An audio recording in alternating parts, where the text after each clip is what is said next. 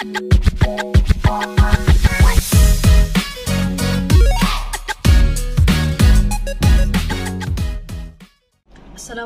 warahmatullahi wabarakatuh. Saya Maria Emilia binti Abu Kasim akan membaca pidato bertajuk Kesantunan Berbahasa Tunjang Keharmonian Masyarakat. Bismillahirrahmanirrahim. Andai patah saya Raja Wali, bertongkat jua saya kemari. Bukan kerana ingin bermimpi, tetapi untuk mahu anda semua menyelami mauduk pidato saya yang berbunyi Kesantunan Berbahasa Tunjang Keharmonian Masyarakat. Assalamualaikum warahmatullahi wabarakatuh. Sambutlah salam sejahtera, semarak kasih, sekalung budi Tuan Pengurusi Majlis, barisan panel hakim yang arif lagi berkarisma, penjaga masa setia pada saat dan ketikanya, div-div kehormat, seterusnya para hadirin pencetus revolusi minda yang saya muliakan. Pada hari ini, saya ingin mengajak kita semua merenung satu perkara yang amat penting dalam kehidupan masyarakat, iaitu kesantunan berbahasa. Bahasa mencerminkan pribadi. Kata-kata yang diucapkan menggambarkan siapa kita. Oleh itu, kita tidak terlaluan jika saya katakan bahawa kesantunan berbahasa adalah tunjang keharmonian masyarakat. Sebelum kaki mengurak langkah lebih jauh, izinkan saya mendefinisikan tajuk pidato saya. Menurut Kamus Dewan Bahasa edisi keempat, kesantunan ditakrifkan sebagai perihal kehalusan budi bahasa atau budi pekerti seseorang. Bahasa pula ditakrifkan sebagai sistem lambang bunyi suara. Secara konotasinya, kesantunan bahasa juga membawa maksud penggunaan bahasa yang tertib dan halus, bahasa yang mempunyai nilai hormati kepada seseorang, mempunyai unsur keteguhan dan persetujuan, mempunyai nilai kerendahan hati, kesediaan dan berintegriti ketika berkomunikasi. Sesungguhnya bahasa itu menunjukkan jati diri suatu bangsa. Hadirin yang dihormati sekalian, lihatlah sekeliling kita di mana sahaja kita berada, sama ada di rumah, di sekolah maupun di pentas kepimpinan negara. Kesantunan berbahasa menjadi kayu ukur kepribadian seseorang. Seorang pemimpin yang berbudi bahasa pasti dihormati. Seorang guru yang santun dalam berkomunikasi akan disayangi. Bahkan seorang anak yang lembut tutur katanya pasti lebih dikasihi oleh ibu bapanya. Persoalannya, bagaimana kita boleh memastikan kesantunan berbahasa terus mekar dalam masyarakat? Jawapannya terletak pada 5 tunjang utama yang perlu kita hayati. Yang pertama, kehalusan budi bahasa dan tingkah laku. Yang kedua, kebaikan budi pekerti serta kepribadian seseorang. Yang ketiga, adab dalam berbahasa. Yang keempat, etika dalam berbahasa. Dan yang kelima, penggunaan bahasa yang baik dan betul. Hadirin yang dihormati, budi yang baik mencerminkan kepribadian seseorang. Bak kata pepatah, bahasa menunjukkan bangsa.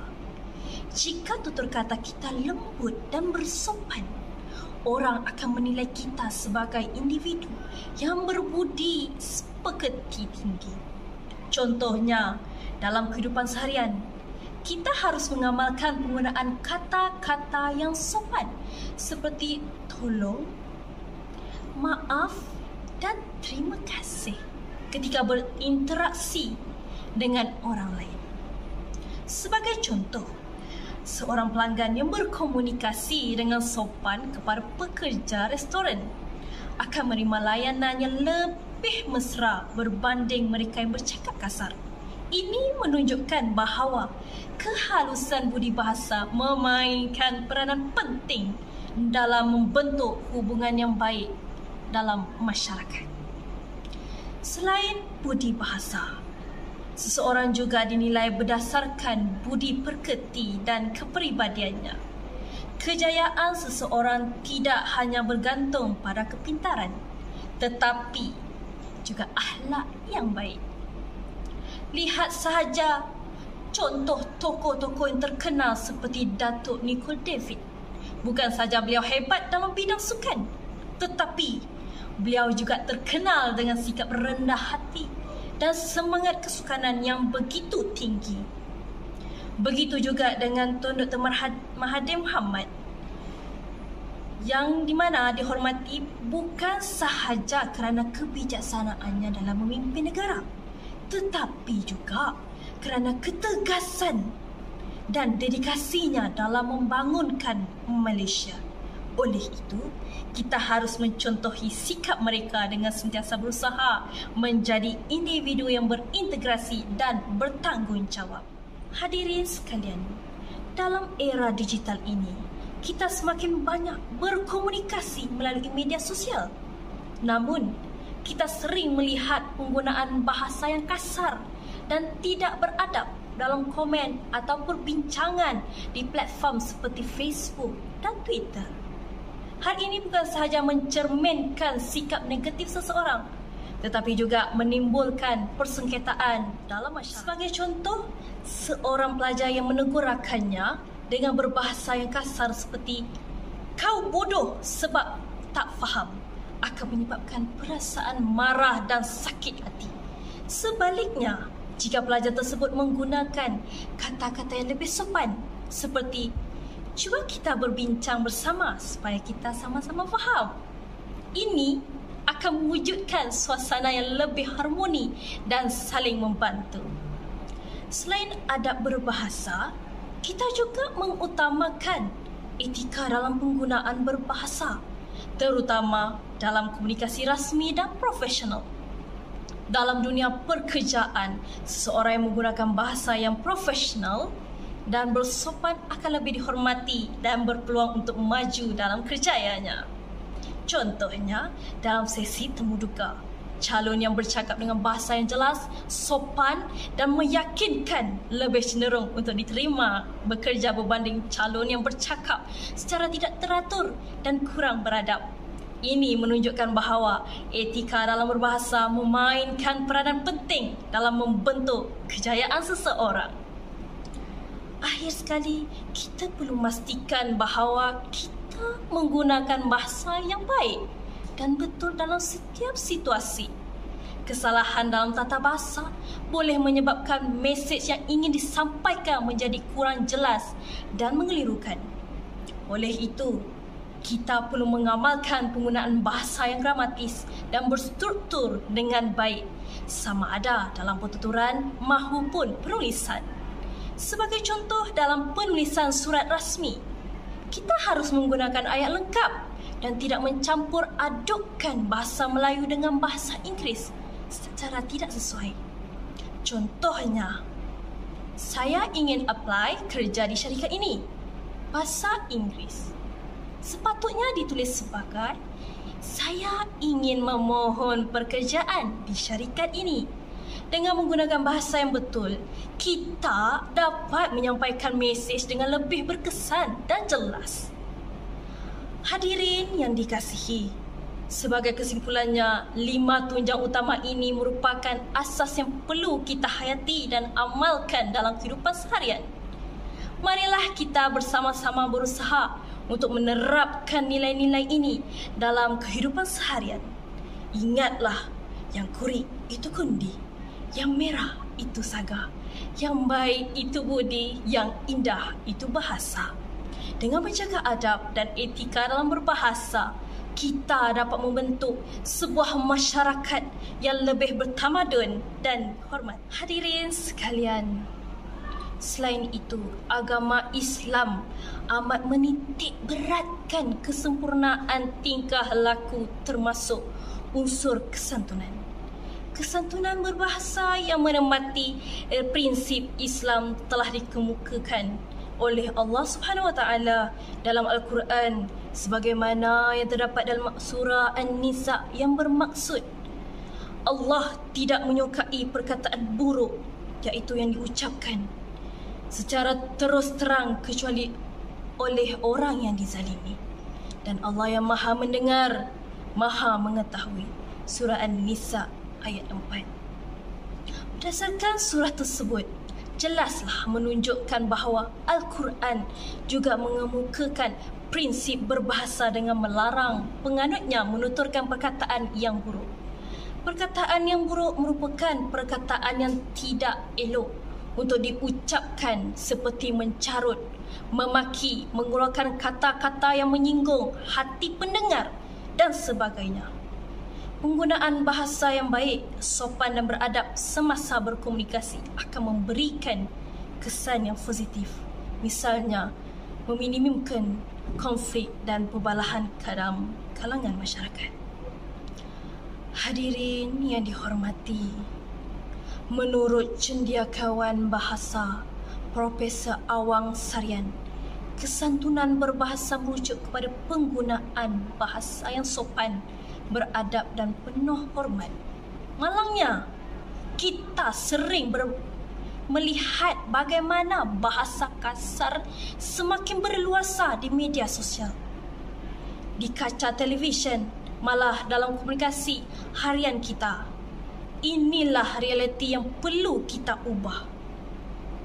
Kesantunan berbahasa bukan sekadar teori, tetapi amalan yang perlu dipupuk sejak kecil lagi. Ibu bapa juga memainkan peranan penting dalam mendidik anak-anak tentang budi bahasa, manakala di sekolah pula menjadi medan utama dan menerapkan nilai kesantunan dalam kalangan generasi muda. Hadirin yang dihormati, salah satu prinsip yang perlu kita amalkan ialah kearifan, iaitu sikap rendah diri dan tidak mementingkan diri sendiri dalam pertuturan. Sikap angkuh dan meninggi diri hanya akan menimbulkan rasa kurang senang dalam kalangan masyarakat. Selain itu, kemudahan hati juga perlu diterapkan dengan menghormati adab dan budaya orang lain tanpa membanding-bandingkannya. Dalam konteks perbincangan pula, penghargaan terhadap pendapat orang lain perlu diberikan perhatian. Kita harus menggunakan bahasa yang santun, menyampaikan idea dengan nada yang berhemah dan mengelakkan kata-kata yang boleh menyinggung perasaan. Prinsip ini bukan sahaja mencerminkan kecerdasan intelektual seseorang, malah memperkukuhkan hubungan baik antara satu sama lain. Selain itu, sikap kesederhanaan dan permuafakatan dalam bertutur juga penting. Masyarakat yang berbudi bahasa akan sentiasa memilih kata-kata yang tidak menyinggung perasaan, malah berusaha mencari titik persamaan dalam setiap perbincangan. Dengan cara ini, kita dapat mengelakkan konflik yang berpunca daripada salah faham dalam komunikasi. Hadirin sekalian, kesantunan berbahasa bukan sekadar soal memilih kata-kata yang indah, tetapi juga berkait rapat dengan budaya, nilai dan norma kemasyarakatan. Di Malaysia, khususnya dalam masyarakat Melayu, faktor usia memainkan peranan penting dalam menentukan cara kita bertutur. Golongan muda diajarkan untuk menghormati orang yang lebih tua dan menggunakan bahasa yang sopan. Oleh itu, dalam bahasa Melayu, wujud pelbagai kata ganti diri seperti saya, tuan, puan, beliau dan hamba yang digunakan mengikut situasi yang sesuai. Selain usia, pangkat dan kedudukan seseorang juga mempengaruhi berbahasa. Dalam institusi kekeluargaan, panggilan seperti abah, emak, atuk dan makcik mencerminkan hubungan yang mesra dan penuh kasih sayang. Dalam suasana rasmi pula, penggunaan kata sapaan seperti tuan, puan, ustaz, doktor ataupun sarjan menjadi keutamaan bagi menunjukkan penghormatan terhadap seseorang berdasarkan jawatan atau peranannya dalam masyarakat.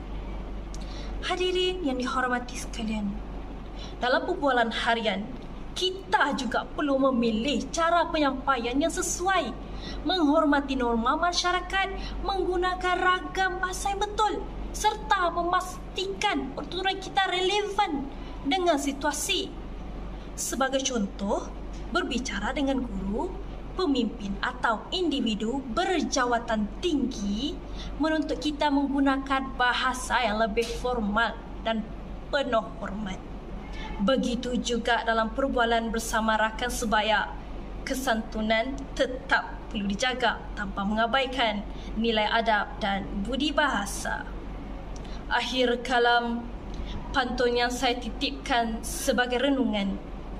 Baik-baik menanam padi, jangan terinjak batangnya patah. Jika bahasa dijaga rapi, hidup bahagia, aman dan bertuah. Ingatlah, tutur kata yang indah membina persepahatan. Bahasa yang santun menyuburkan keharmonian. Jangan biarkan kata-kata kita menjadi duri yang melukakan.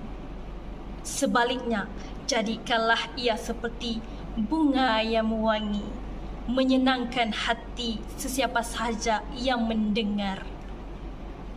Justru, marilah kita sama-sama berazam untuk mengamalkan kesantunan dalam setiap tutur kata kita.